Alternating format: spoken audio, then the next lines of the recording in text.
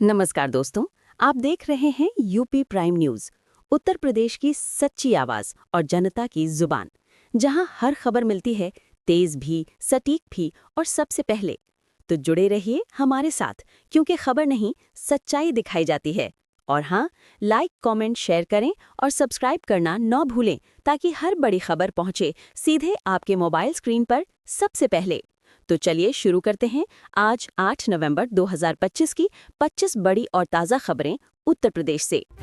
उत्तर प्रदेश सरकार ने राज्य में वेलनेस और आयुर्वेदिक सेंटर खोलने के लिए निवेशकों को आमंत्रित किया है। योग और पारंपरिक चिकित्सा को बढ़ावा देने के लिए ये कदम उठाया गया है। सरकार का उद्देश्य है कि उत्तर प्रदेश स्वास्थ्य पर्यटन का प्रमुख केंद्र बने। इस योजना से रोजगार के अवसर भी बढ़ेंगे। उत्तर प्रदेश में गंगा उत्सव का आयोजन पूरे राज्य में शुरू हो गया है। मुख्य कार्यक्रम अयोध्या में आयोजित किया गया है। इस उत्सव में नदी संरक्षण और सामुदायिक भागीदारी पर जोर दिया जाएगा। इसका उद्देश्य पर्यावरण जागरूकता बढ़ाना और नदी संस्कृति को मजबूत बनाना है। उत्तर प्रदेश सरकार ने गन्ने का समर्थन मूल्य 400 रुपये प्रति 100 किलो कर दिया है। ये कदम किसानों की आय बढ़ाने और मिलों को लाभ पहुंचाने के लिए उठाया गया है। राज्य देश में दूसरा सबसे बड़ा गन्ना उत्पादक है। किसानों और उद्योग दोनों के लिए ये महत्वपूर्ण फैसला है। मुख्यमंत्री ने लगभग 9 लाख शिक्षकों और उनके परिवार के लिए कैशलेस मेडिकल सुविधा की घोषणा की है। ये सुविधा प्राथमिक से लेकर उच्च माध्यमिक स्तर तक सभी शिक्षकों को मिलेगी। सरकार का उद्देश्य शिक्षा क्षेत्र में योगदान करने वालों को मदद पहुंचाना है। लखनऊ में 3 दिवसीय शिक्षक सम्मेलन आयोजित किया जा रहा है। इसमें प्रदेश भर के शिक्षक और अधिकारी भाग ले रहे हैं। सम्मेलन में शिक्षा संसाधन, पाठ्यक्रम और वेतन संबंधी मुद्दों पर चर्चा होगी। इसका उद्देश्य शिक्षा प्रणाली में सुधार और समन्वय बढ़ाना है। बुलंदशहर जिले के अनूप शहर क्षेत्र में स्कूल 3 से 6 नवंबर तक बंद रहेंगे। इसका कारण लक्ष्मी कार्तिक पूर्णिमा स्नान मेला है। भारी भीड़ और यातायात को देखते हुए ये फैसला लिया गया है। इससे बच्चों और शिक्षकों की सुरक्षा सुनिश्चित होगी। राज्य के सभी नगर निकायों में प्लास्टिक वेस्ट और कचरा प्रबंधन का 3 मासिक अभियान शुरू हो गया है। इसमें कचरा संग्रहण, पृथक्करण और निस्तारण पर विशेष ध्यान दिया जाएगा। पिछले सर्वेक्षण में केवल 11% नगर निकाय गार्बेज फ्री पाए गए थे। अभियान से शहरी स्वच्छता और बुनियादी ढांचे में सुधार होगा।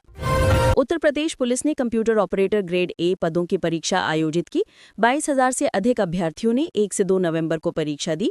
ये परीक्षा 26 केंद्रों पर संपन्न हुई। इससे पुलिस बल के तकनीकी और प्रशासनिक स्तर को मजबूत करने में मदद मिलेगी।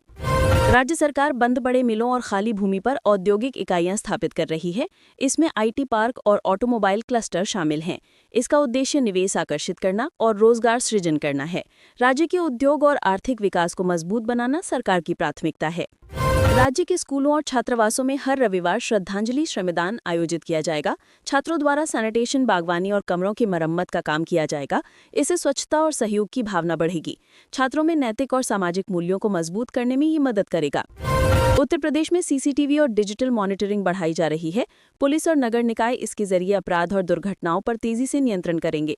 तकनीकी सुधार से नागरिकों की सुरक्षा में सुधार होगा। उत्तर प्रदेश के आगरा में पर्यटन स्थलों पर नई सुरक्षा व्यवस्था लागू की गई है। टूरिस्ट गाइड और सुरक्षा कर्मियों की संख्या बढ़ाई गई है। ये कदम पर्यटकों की सुविधा और सुरक्षा सुनिश्चित करने के लिए उठाया गया है।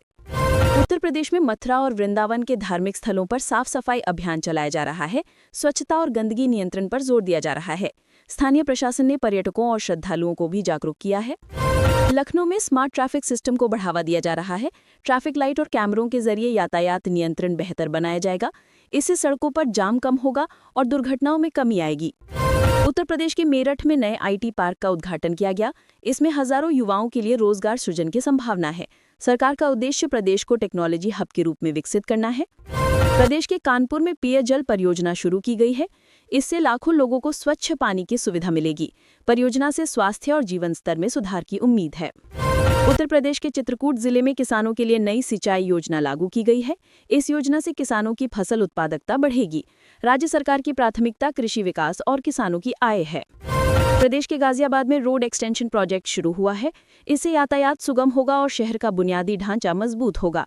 लोकल लोगों और व्यवसायों के लिए ये बड़ा सुधार है। उत्तर प्रदेश में महिला सुरक्षा के लिए नई हेल्पलाइन नंबर और मोबाइल ऐप लॉन्च किया गया है। महिलाएं किसी भी आपात स्थिति में तुरंत सहायता प्राप्त कर सकती हैं। ये कदम महिला सशक्तिकरण और सुरक्षा बढ़ाने के लिए है।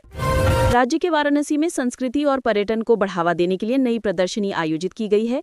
स्थानीय कलाकार और हस्तशिल्पकार अपनी कला का प्रदर्शन कर रहे हैं। इससे पर्यटन और स्थानीय रोजगार को भी मदद मिलेगी। उत्तर प्रदेश के कानपुर नगर में कोविड-19 से संबंधित जागरूकता अभियान चलाया जा रहा है। इसमें टेस्टिंग, टीकाकरण और मास्क का प्रचार किया जा रहा है। स्वास्थ्य सुविधाओं में सुधार के लिए ये कदम जरूरी है। लखनऊ में महिलाओं और बच्चों के लिए नई खेल और शिक्षा परियोजना शुरू की गई है। ये पहल बच्चों और युवाओं में शारीरिक और मानसिक विकास को बढ़ावा देगी। उत्तर प्रदेश के अयोध्या में राम जन्मभूमि परिसर में सुरक्षा व्यवस्था और साफ सफाई पर विशेष ध्यान दिया जा रहा है।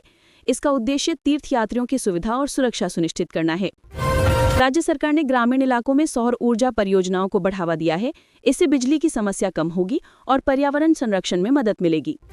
उत्तर प्रदेश में डिजिटल शिक्षा प्लेटफॉर्म को स्कूलों में लागू किया जा रहा है। इससे छात्रों की पढ़ाई में आधुनिक तकनीक का उपयोग बढ़ेगा। प्रदेश के मुरादाबाद में छोटे उद्योगों और हस्तशिल्प को बढ़ावा देने के लिए नई प्रशिक्षण केंद्र खोले गए हैं। इससे युवाओं को रोजगार और कौशल विकास में मदद मिलेगी। तो दोस्तों, ये थी आज की 25 बड़ी खबरें उत्तर प्रदेश से। अगर आपको वीडियो पसंद आई हो तो लाइक करें, अपने दोस्तों के साथ शेयर करें और चैनल को सब्सक्राइब करें। बेल आइकन, ताकि आपको मिलती रहे हर बड़ी खबर सबसे पहले, सबसे सच्ची, सिर्फ यूपी प्राइम न्यूज़ पर।